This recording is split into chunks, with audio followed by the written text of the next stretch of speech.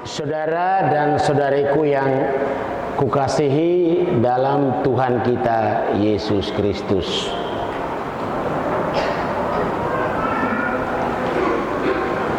iman Kristiani, iman kita adalah iman kebangkitan. Peristiwa Yesus menderita,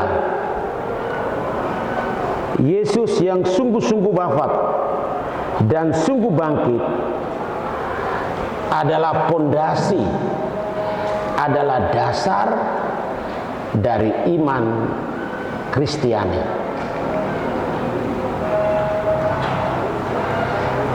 Bongkarlah fondasi ini, bongkarlah dasar ini, maka seluruh bangunan iman Kristiani menjadi runtuh total.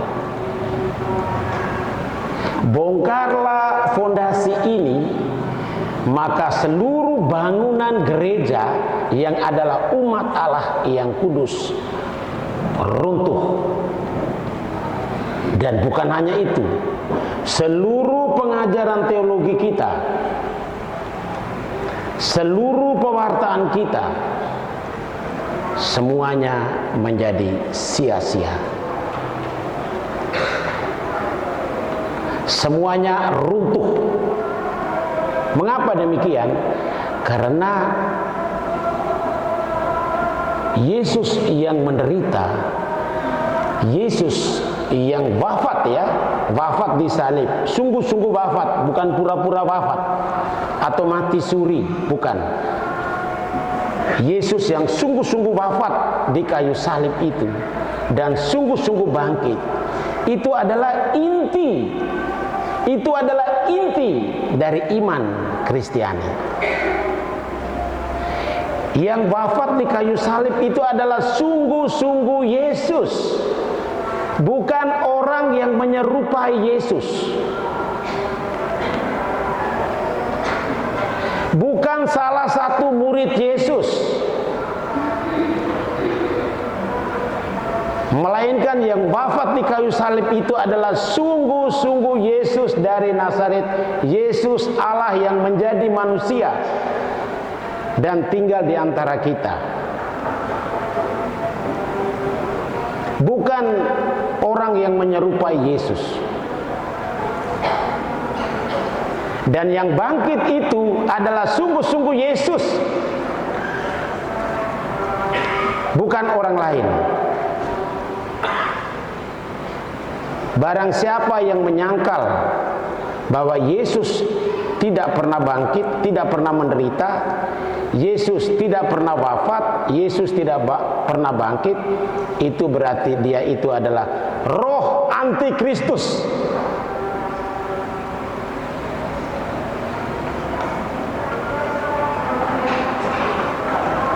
Yesus menderita, Yesus wafat, Yesus bangkit, itu adalah inti kepercayaan kita.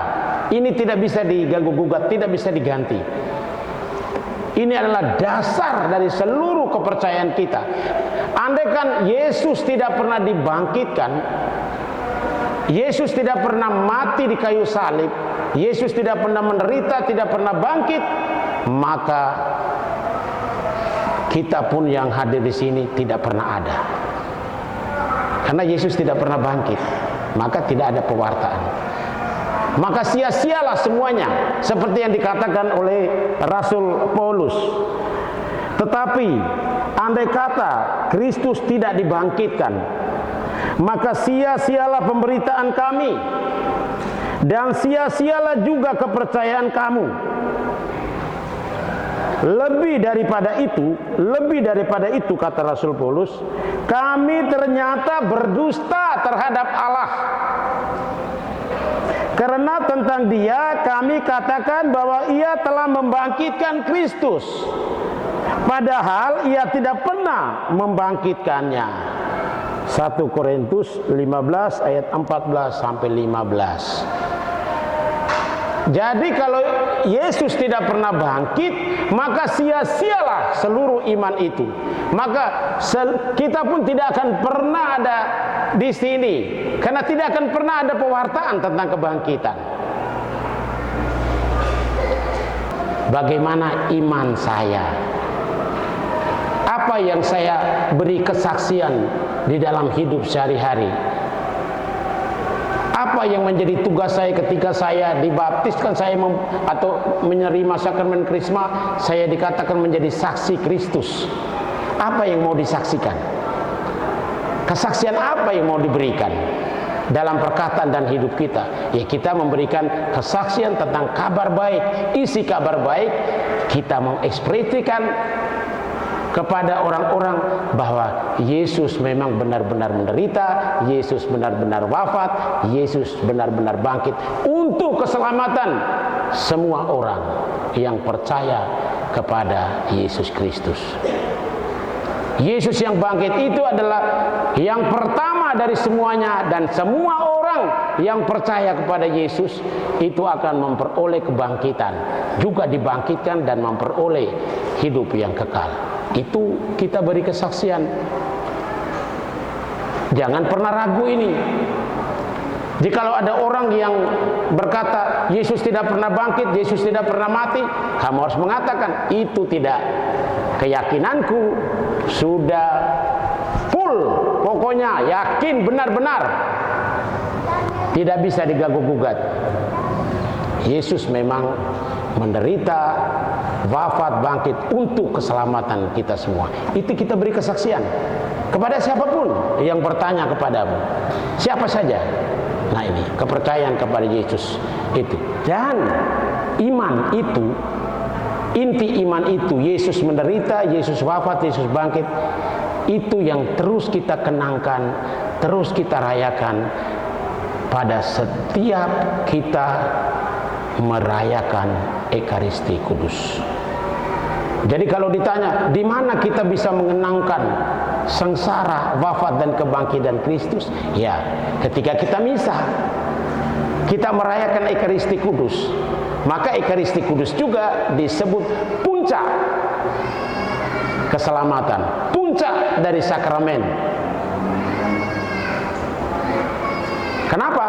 Karena setiap kali kita merayakan Ekaristi Kudus, kita mengenangkan sengsara, wafat dan kebangkitan Tuhan. Setiap kali kamu merayakan Ekaristi Kudus, ketika Yesus dalam malam perjamuan terakhir, dia berkata, lakukanlah ini sebagai kenangan akan daku. Rayakanlah ini, kenangkanlah ini. Kenangkanlah apa? Kenangkanlah Yesus yang menderita, Yesus yang wafat, Yesus bangkit dengan mulia.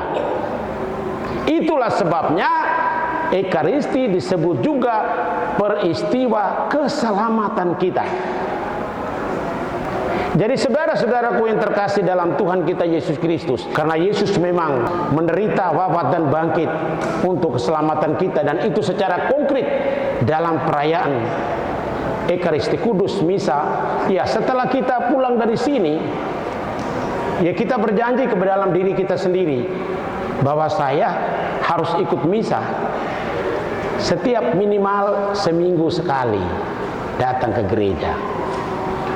Saya hanya berpikir, selain sibuk mereka ini, jangan-jangan mereka tidak mengerti bahwa peristiwa keselamatan Paskah yang dikenangkannya itu bukan hanya setahun sekali, tapi di Ekaristi Kudus sebenarnya dia merayakan keselamatan itu. Maka dia perlu setiap hari merayakan Ekaristi Kudus, atau setiap minggu minimal dia merayakan Ekaristi Kudus. Karena dalam Ekaristi Kudus kita memperoleh keselamatan. Bukan hanya keselamatan saat ini, tapi keselamatan untuk kehidupan kekal kita. Dan lebih daripada, dan bersamaan dengan itu juga, ketika kita merayakan Ekaristi Kudus, kita pulang dan mendapatkan damai dari Kristus yang bangkit dengan mulia itu. Itulah saudara-saudaraku yang terkasih dalam Kristus. Paskah kali ini hendaknya kita mempunyai suatu niat ya dalam diri kita. Memang setiap tahun kita merayakan Paskah. Tiap tahun pula kita menyanyikan haleluya. Tiap tahun pula kita berjanji. Tetapi setiap minggunya kalau misa di gereja sepi peminat, dalam arti penuhnya tidak seperti ini. Nah, kalau boleh nanti setelah Paskah ini berbeda. Minggu depan Paskah kedua full sampai keluar, full sampai ke depan, bahkan harus tambah bangku. Wah, ini baru mantap. Nah, ini baru bangkat, baru mantap. Nah gitu. Jangan hari-hari biasa dikalahkan oleh pesta, dikalahkan oleh judi di bawah pohon yang rindang, dikalahkan oleh tidur, dikalahkan oleh HP. Nah ini misa dikalahkan HP. Nah itu. Padahal dalam misa itu kita mengenangkan Yesus yang menderita, Yesus wafat, Yesus bangkit. Artinya kita mengalami keselamatan itu. Itulah saudara-saudara yang terkasih, Paskah tahun ini hendaknya membawa dua pesan itu bagi hidup kita. Dan hendaknya kita jangan lupa terus-menerus memperkokoh iman kita. Jangan pernah khawatir siapapun yang akan menghadang kita, bahwa dia berkata Yesus tidak pernah wafat, Yesus tidak pernah bangkit. Kita mengatakan Yesus menderita, Yesus wafat, Yesus bangkit, titik. Dan yang kedua, kita mengenangkan Yesus wafat, Yesus bangkit itu dalam Ekaristi Kudus. Maka itu adalah keselamatan bagi kita.